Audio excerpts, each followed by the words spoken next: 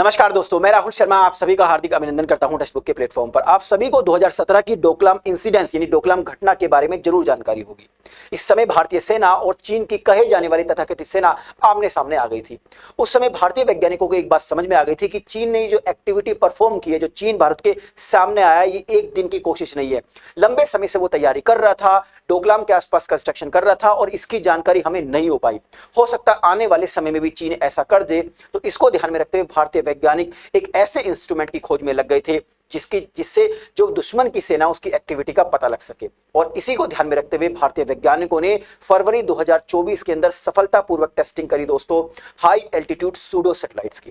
Basically high altitude pseudo satellite एक unmanned aerial vehicle है दोस्तों, जिसकी भारतीय वैज्ञानिकों ने 2024 के फरवरी में सफलतापूर्वक टेस्टिंग कर ली थी। लेकिन दोस्तों अब इसी सैटेलाइट पर एक और टेस्टिंग करी जिससे चाइना पाकिस्तान के तो होश उड़े ही, भारतीय वैज्ञानिक भी अचंभे में है कि इस सैटेलाइट ने ऐसा कर कैसे दिया। आज इसी न्यूज पर बात करेंगे, लेकिन उससे पहले मैं आपको थोड़ा टेक्स्ट बुक की ने एक इनिशिएटिव लिया है, फ्री मेंटरशिप प्रोग्राम्स की शुरुआत की है, उसके बारे में आपको बता देता हूं।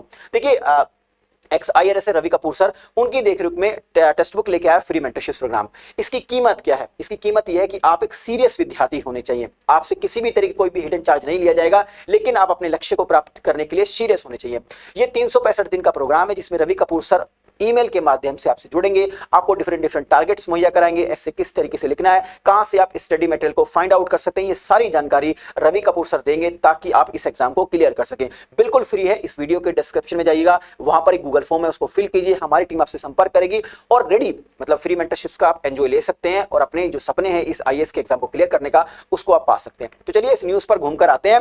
देखिए कई सारे न्यूज पेपर्स ने इसको पब्लिश किया, जैसे स्वराज ने बताया है कि new space high altitude pseudo satellites completes another milestone, fly for over 27 hours at 26,000 feet, यानी कि 27 घंटे तक और 26,000 की फुट की ऊंचाई पर ये सैटेलाइट्स लगातार उड़ती रही। यानी कि कितना, दोबारा बता देता हूं, 27 घंटे और 26,000 की फीट पर ऊंचाई पर ये लगातार उड़ती रही ये हाई एल्टीट्यूड सूडो सैटेलाइट। आइए थोड़ा सा हाई एल्टीट्यूड सूडो सैटेलाइट्स के बारे में आपको बता देता हूं। देखिए the council of scientific industrial research, national aerospace laboratories, उन दोनों ने मिलकर बेसिकली अभी कुछ दिन पहले ही, ये 13 फरवरी 2024 की न्यूज है, हाई एल्टीट्यूड सूडो सैटेलाइट्स की टेस्टिंग करी जो बेसिकली एक अनमैन्ड एरियल व्हीकल्स है। अब यहां पर आप देख रहे होंगे हाई एल्टीट्यूड सूडो सैटेलाइट्स को कहा गया। वो क्यों कहा गया? तो उसका रीजन है दोस्तों, high altitude pseudo satellites operate in the stratosphere. अब यहां पर अर्थ की जो सरफेस है उससे ऊपर हम एटमॉस्फेयर में जाएंगे, तो एटमॉस्फेयर को हमने डिफरेंट लेयर में डिवाइड कर दिया है। 20 किलोमीटर से लेके 50 किलोमीटर तक की जो ऊंचाई है एटमॉस्फेयर की, उसको स्ट्रेटोस्फीयर बोला जाता है।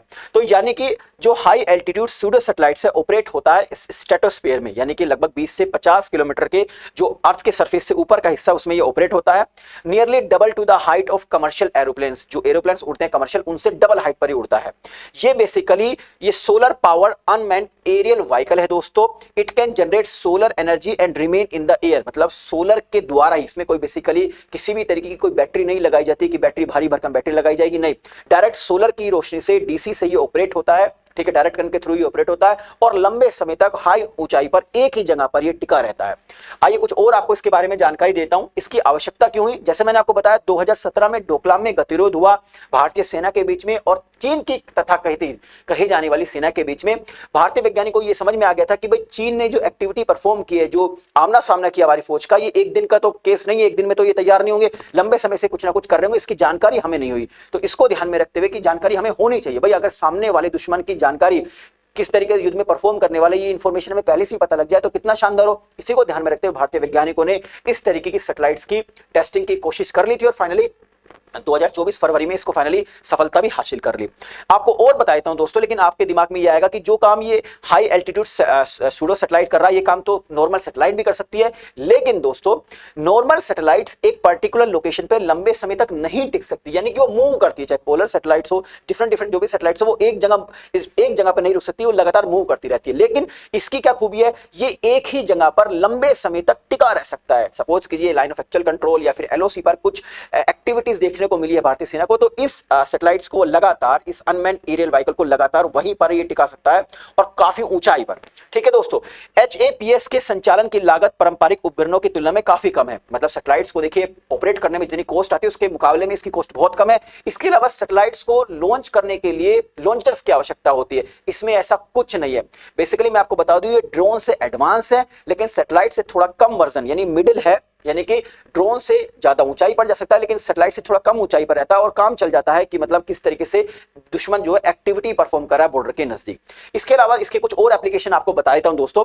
ये जो सूडो सैटेलाइट्स है, मान लीजिए कोई आपदा स्थिति आ जाए, यहां पर मैंने थोड़ा हिंदी की बिंदी लगाई है, आपको पसंद आई थी तो इसलिए मैं इसको ऐड कर रहा हूं। आपदा की स्थिति में मान लीजिए कोई एनवायरमेंटल इश्यूज हो जाए, ठीक, तो आपदा की स्थिति में ये क्या कर सकता है, उस लोकेशंस पर उस लोकेशन को ट्रैक कर सकता है। जैसे आपको याद होगा 2013 की केदार वाली इंसिडेंस, लंबे समय तक तो हमें इन्फॉर्म ही नहीं हो पाता कि केदार घाटी में हुआ क्या, तो ऐसे में ये वहां की स्थिति को जांच सकता है आपदा की स्थिति में। इसके अलावा दोस्तों इसको आसमान में टावर के नाम से भी जाना जाता है। क्यों? क्योंकि कुछ एरियाज जो ऐसे जो आउटर एरिया जहां पे बेसिकली आपका 5G कनेक्शन नहीं है, 4G नेटवर्क नहीं है, तो वहां पर ये क्या करता है, एक मोबाइल नेटवर्क जनरेट कर सकता है।